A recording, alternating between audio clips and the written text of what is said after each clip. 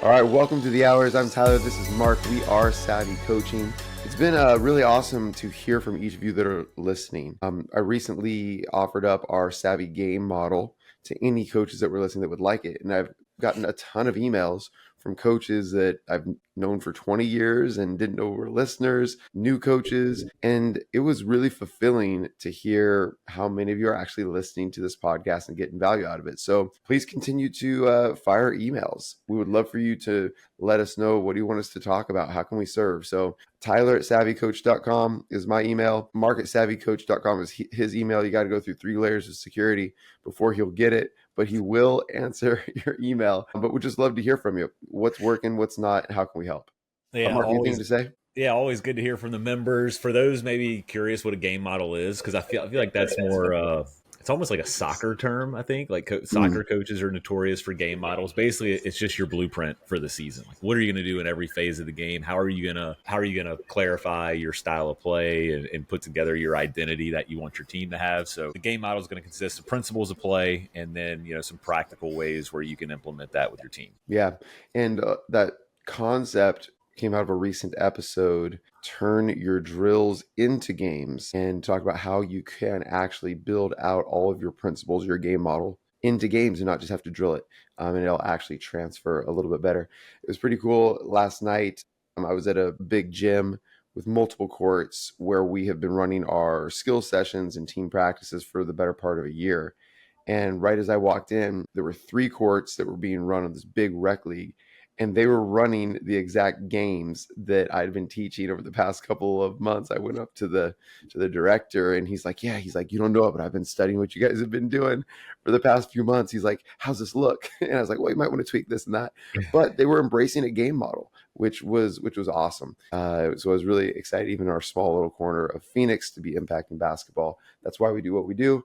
And today we want to impact shooting. How shooting is taught, how shooting is talked about, and maybe how you develop better shooters in your corner of the world, in your program. So I want to first ask this, and we all have unclear thinking in some way. So Mark, I want to ask you this. When you were growing up, before you taught shooting, what were some of the common things that, actually, who was the greatest shooting influence on young Mark Cassio? Was it a coach? Was it a father? Who was your shooting teacher?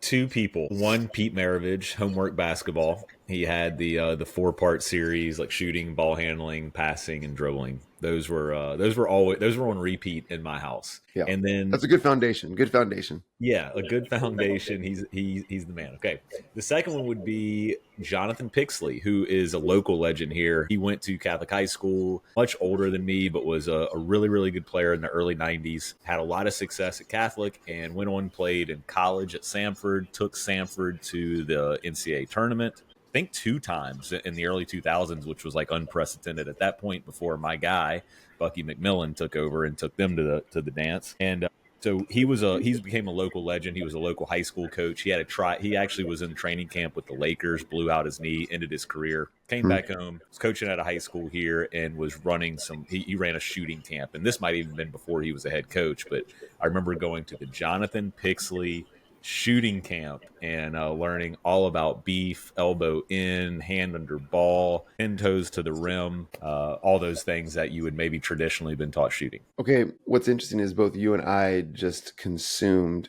Pete Maravich homework basketball on repeat, and now here we are. So thank you, Pete Maravich. Okay, I'm going to ask something here that might be silly. What does beef stand for?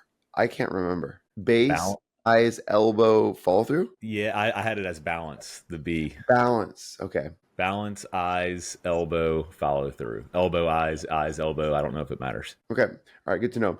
I'll answer it real. So we both come from that background. I'll answer very quickly as well. Pete Maravich, huge influence as well. And then my dad. And interestingly enough, I think I told you this.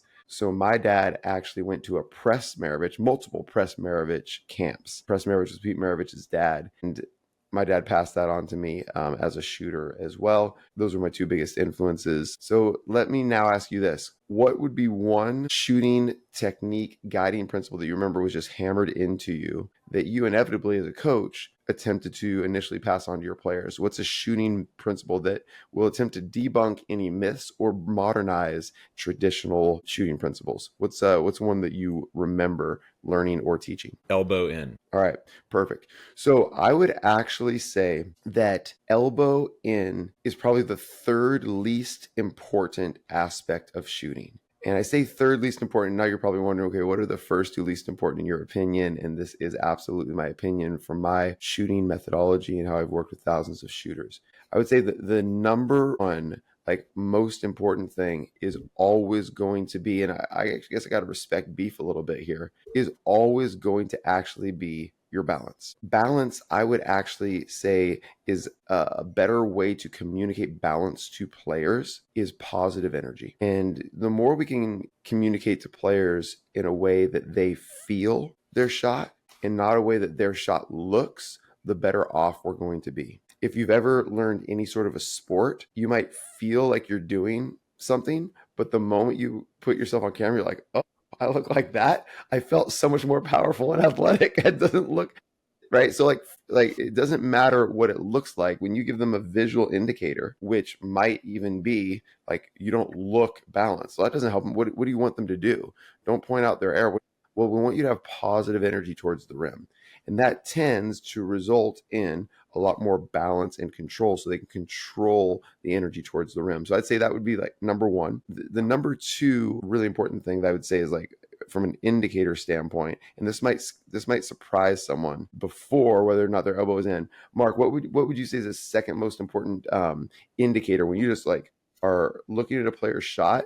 It indicates a shot that's going to be simple, repeatable, and effective, right? If you look at someone and they're off balance every time they shoot, right, that's an indicator. Elbow being in, right, as is the third most important indicator. At least, what would be another indicator to you that like is indicative of a successful shot? What I always look for is like a one motion shot. So we're eliminating hitches. I want everything to be, generate power down and in, so we can just fluidly go up and out. I've used the analogy or the comparison of like a spring. If I compress a spring, I just want it to go. If I let it go, it's going to go up and out. There shouldn't be any kind of hitch there where we lose power. It's good. I agree with that one. I would call that rhythm. I think a lot of times we call rhythm or sequence, right? Flow. Yeah, right. So huge indicator. Okay, I'm gonna offer up a different one, and this one is so simple. And before I offer this one up, let me just talk about elbow. Nearly every coach fixates on the elbow being in as the indicator for a shot. And I would encourage you not to. I would encourage you not to fixate on that as the indicator. Here's why I think so many coaches do fixate on it. It's really obvious and easy to see. And you can tell right away, is their elbow in or not.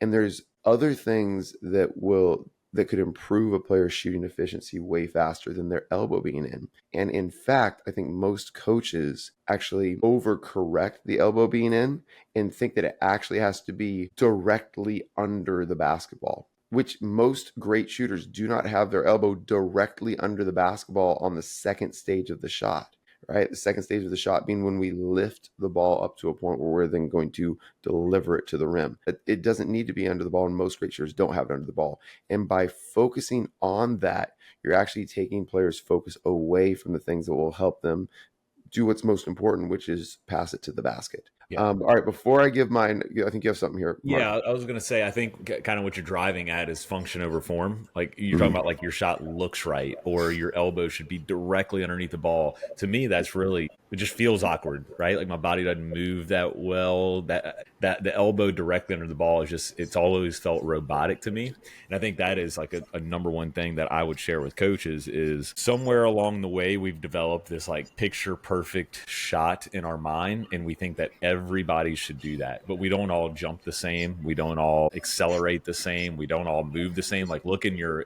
weight room right now. If your players are working out, not everybody's going to squat the same. Not everybody's going to bench press the same.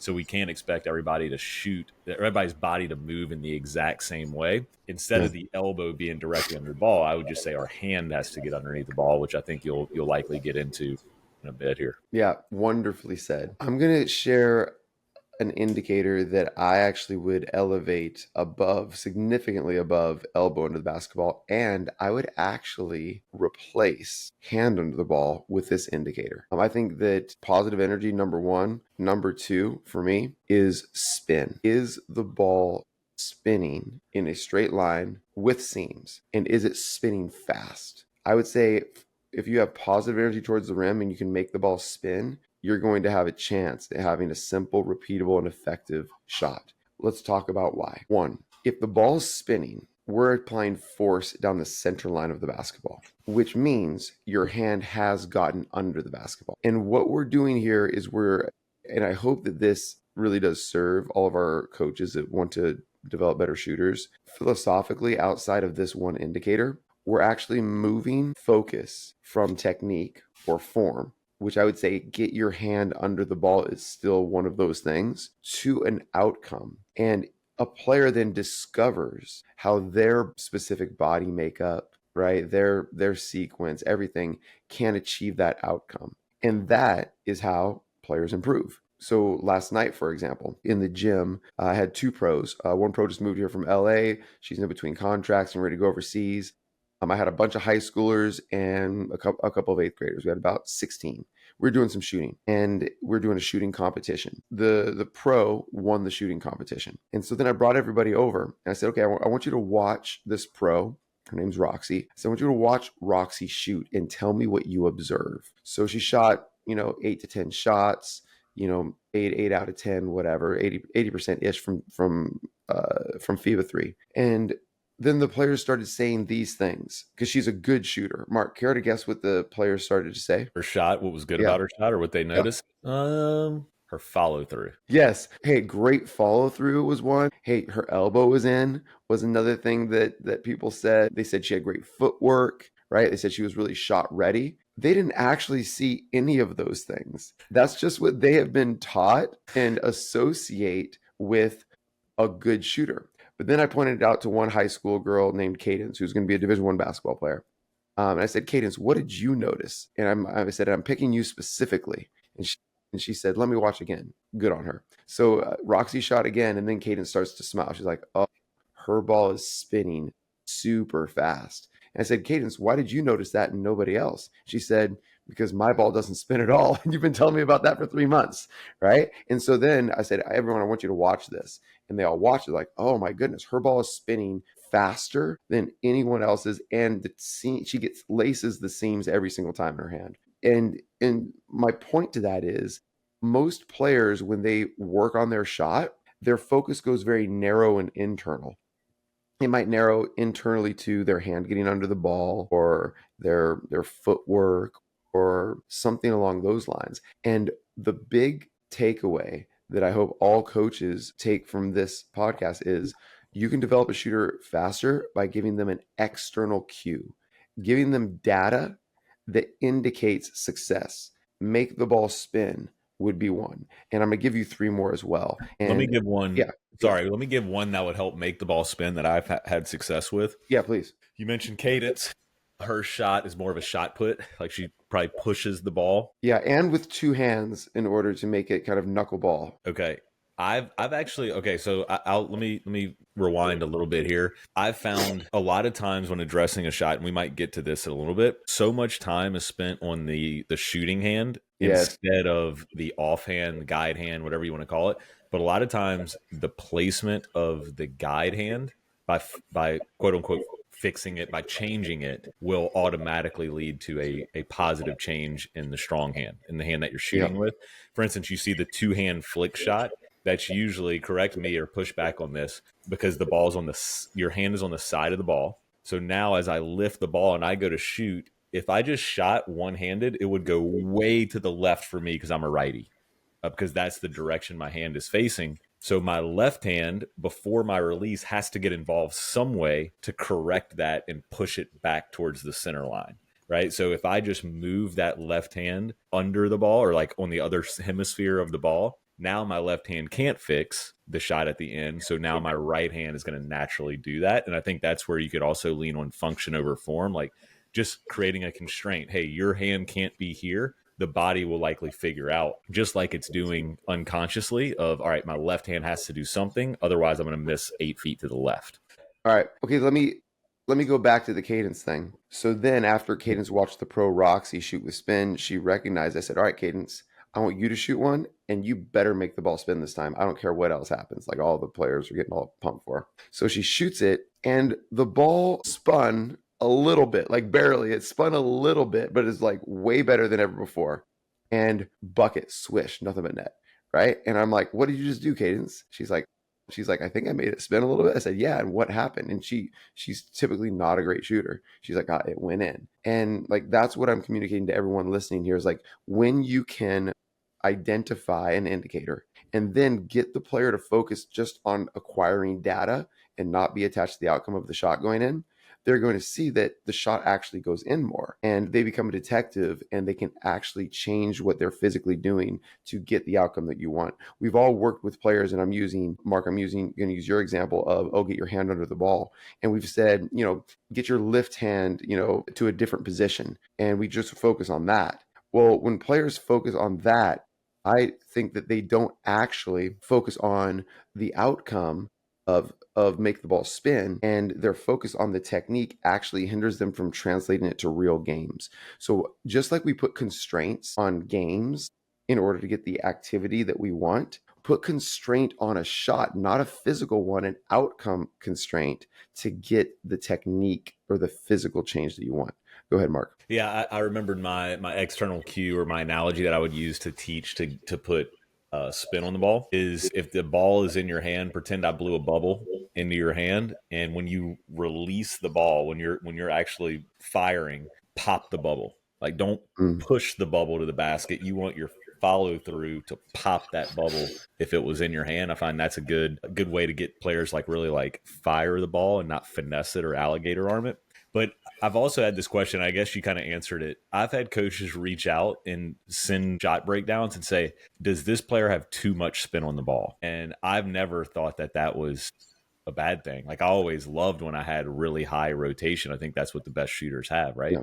I have yet to work with a player. I'm sure that it exists, but I have yet to work with a player with too much spin. I've often worked with players with not enough. Somebody was saying they've heard that like it should make 3 revolutions before it gets to the rim. To me, that'd be very slow spin. Yeah. So I worked with a company that actually had a ball that has a Bluetooth tracker embedded in it that provides actual spin rate, or RPS, rotations per second. And there was a lot of data collected on RPS. That's just all changes as far as distance, right? So like in arc. Right. So it's less, I would stay away from how many revolutions before it goes in, because a higher arcing shot will have more airtime. A shot from further away is going to have more airtime. Right. And I would try to get a better metric, which would be just like, rotations per second. And I will track down that data because I don't want to misquote what they found over hundreds of thousands of shots of the actual rotations per second of the best shooters. But yes, it should be more than 3 from the 3-point line for sure. Okay.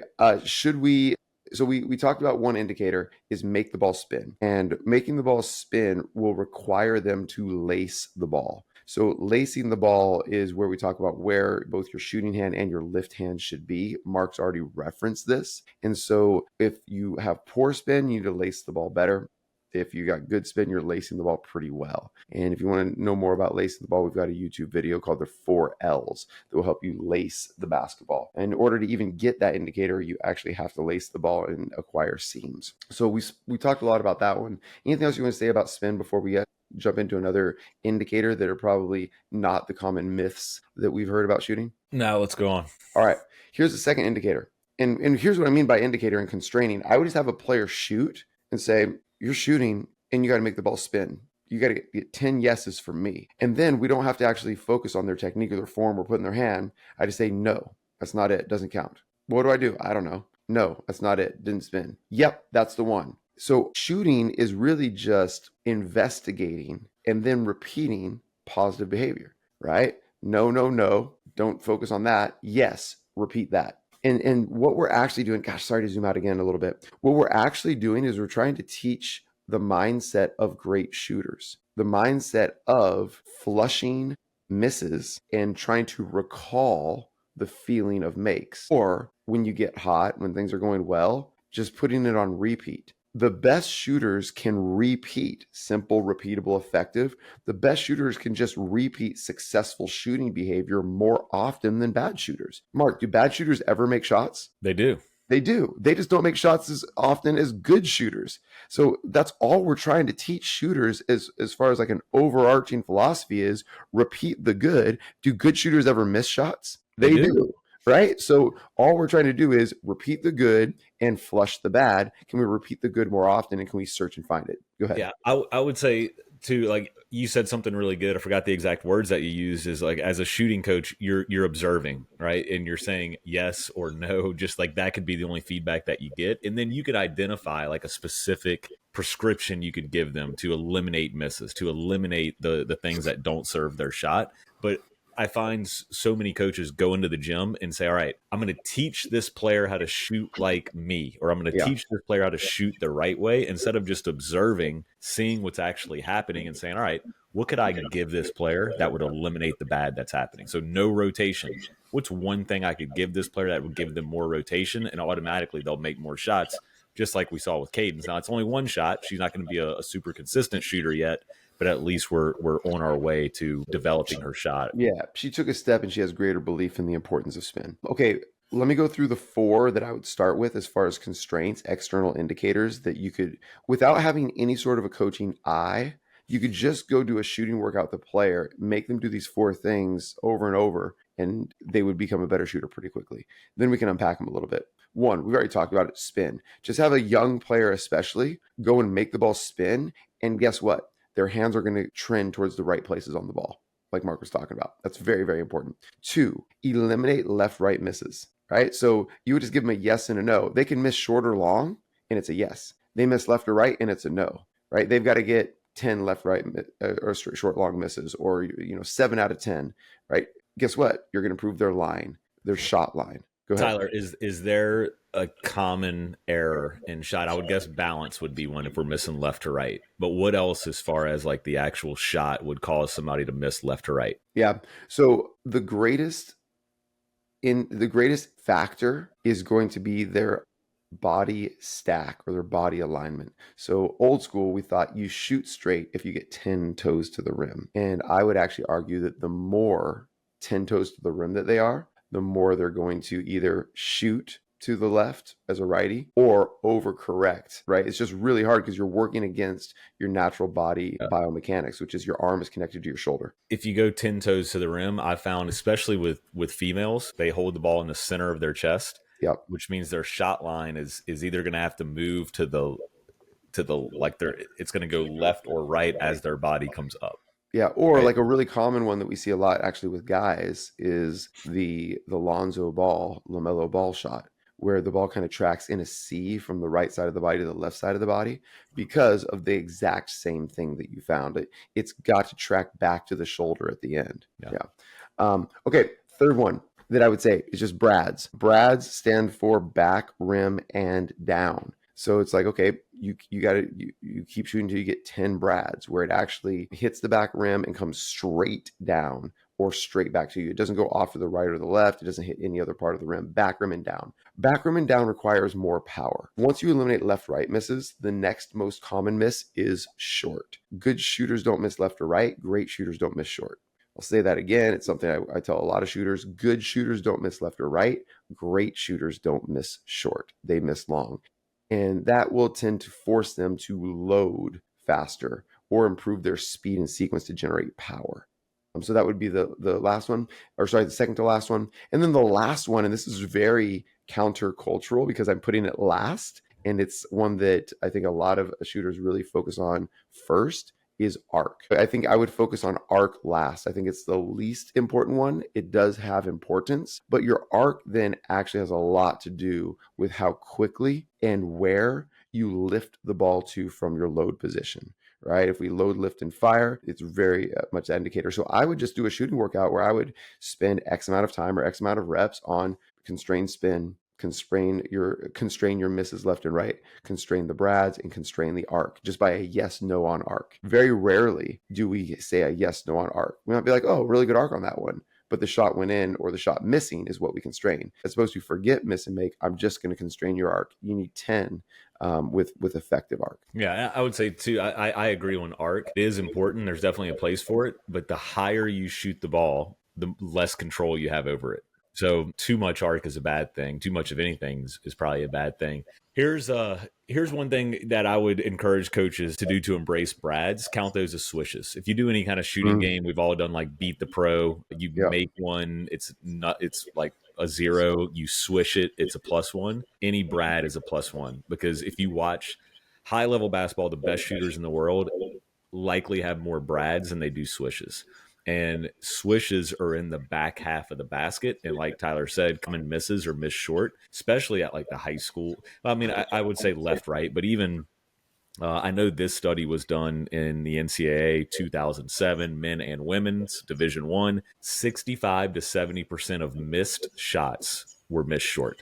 So one thing we always encouraged our players to do is aim for the back half of the basket, not the back of the rim. Tyler, I want to get your opinion on like where to look or aim, but I've never been a front of the rim person, because if most shots are missed short, or a lot of shots are missed short, I didn't want them aiming for the shortest part of the rim. We said back half of the basket. So if you draw a circle, the back half of the circle, not necessarily the back of the rim. And that's where you'll find your swishes. I also found this to be true. When someone swishes a shot, their next shot is likely going to be short. So if we get because you're going to naturally take a little bit off of your shot. So if you get a brad, the next one's a swish, and then you got to be really intentional. And like your third or your fourth one is the back half conscious. So it became a quote unquote like cardinal sin to miss short in our gym. Like that was the one miss that I did not want us making, outside of left to right, obviously. I mean, left to right, you got bigger problems. But just when we miss short, I hated to see players miss short twice in a row, or 3 out of 4 times in a row, because it means you're not being a student of your shot. Like if you miss short, your shot is in line. You just got to get a little, I don't know if it's better rhythm. I don't know if it's a little bit more of a powerful load or dip. I don't know if it's a little more powerful follow through, whatever it is, but like make a minor adjustment to where we're getting the ball back into the back half for your swishes or brads. I would say it's very impressive if your gym short misses were bad. Like if you can just get there as a program, that's great. Like long misses are good. Okay. All right. I'm going to end on this controversial one. I don't think it matters where players aim. I actually would suggest they don't aim. I'm going to say that again because it's very, I think, uncommon. I don't care where players aim. I think it's more important that they don't aim. The more players aim, the worse they shoot. A shot, I want players to shoot like an artist. The best shooters shoot like an artist. The more you get, you've got to aim on the front rim. You got to aim at I want them to see the field. I want them to have a quiet eye. There's so many things in an actual game that translates into good shooting, like the defense, right? They like players are in their eye, in their mind's eye, imagine the entire track of the ball to go over the defense while they're on the move, maybe not establishing balance in order to drop the ball through a target, right? So I want them to see the whole field. Maybe that's the whole circle. And like what they found with like the best shooters is on release, their eye actually unfocuses. It's not focused on a small target. It unfocuses. I mean, this would be even contrary to Press Maravich's open window shooting, or Billy Donovan actually had a video recently that was circulating where he's like, you've got to make sure that you shoot in such a way that your eyes can see the rim the whole time. When you put the ball here, you lose sight of of course, most shooters lose sight of the rim at some point when the ball tracks between their eyes and the rim. But that doesn't matter because you're seeing the field. You're acquiring data all the time from a 360-degree view in 3 dimensions, and it's building a mind map at all times. Why do you think Michael Jordan could close his eyes and make a free throw, right? Because he acquired the information, closed his eyes, and then just shot. So I don't believe in saying where a player should look, and I actually don't think they should pick a small and specific target. I think they should acquire data, quiet their eye, and shoot like an artist. Yeah, and a quiet eye is just the last good look you get before executing a skill. So in shooting, it's like the last gaze of the rim, and you want to get your eyes to the rim as quickly as possible. Exactly. Right? Not aiming. I actually really like that because I think great shooters are like unconscious. They're not thinking about their form. They're not overly analyzing what they're looking at. It's like a pitcher. It's like they say, like, don't aim, right? Or if Yeah. you're throwing a football, it's like the more you aim, the less accurate you're going to be. Just Mm-hmm. trust your I wanted to say mechanics, but I also don't want to get caught up in like muscle memory, because there is no such thing as muscle memory. Yeah. Your muscles do not have a brain, right? So Yeah. your muscles don't remember things. What you develop is a feeling that you can replicate. And what has there's a book by Rob Gray, How We Learn to Move, where he makes the comparison of a blacksmith, and he says no strike of the iron or whatever they're doing. I'm not going to make that joke, but I but I could, whenever I'm bringing the hammer back, or the whatever they use, I might hit the same spot 10 times in a row, but it just means that my arm can correct itself before striking that object to hit the same spot. It doesn't mean my path is the exact same spot, because no shot that you shoot in a game, even a Yes. free throw, is going to be the exact same. So there is no such thing as muscle memory there. I mean, a free throw, you're going to be more fatigued later in the game. You're going to line up a quarter inch to the left or the right, or a quarter inch front or back, or you're going to bend your knees a little less or a little bit more on every reps. You're never going to shoot the same way. The idea is, by the time you get to the end of your shot, where you've lifted and you're about to fire, you're replicating the same feeling and the same kind of outcome in your movement. So I completely agree on not aiming. I have found when I shoot it the best, and I have caught fire a couple times in my life, I actually was not thinking about anything. I was thinking about, like, give me the ball so I can shoot this thing. Yeah. I mean, when a center fielder sprints, catches a fly on the run, and has to fire to home plate, they're not picking a small target. They've seen the field and they let it fly. That's what a great shooter should do. They should shoot like an artist, see the field and let it fly. Well, I'm ready to go shoot some hoops. Let's shoot some hoops. All right. I do want to say this as we get out of here, and I do have to go. One of my favorite things to do, one of the favorite things that we offer our annual members, is shot breakdowns. I get many per week, and I'm working with coaches and their shooters all across the world. And if you think that would serve you, would love for you to come join our membership, savvycoaching.com. And you too could send me video of your shooters and kind of help you develop your shooting eye. Yeah, I'll offer this too. If you've listened this far into the podcast, you're probably geeking out on this. Write me an email, mark@savvycoach.com. I will send you a shooting breakdown that we have done, and it'll definitely serve. You'll hear a lot of the same language, but you also get a preview of what we can offer all of your players this offseason. Awesome. Thanks for spending some hours with us. I'm Tyler. That's Mark. Stay savvy. Stay savvy. Later.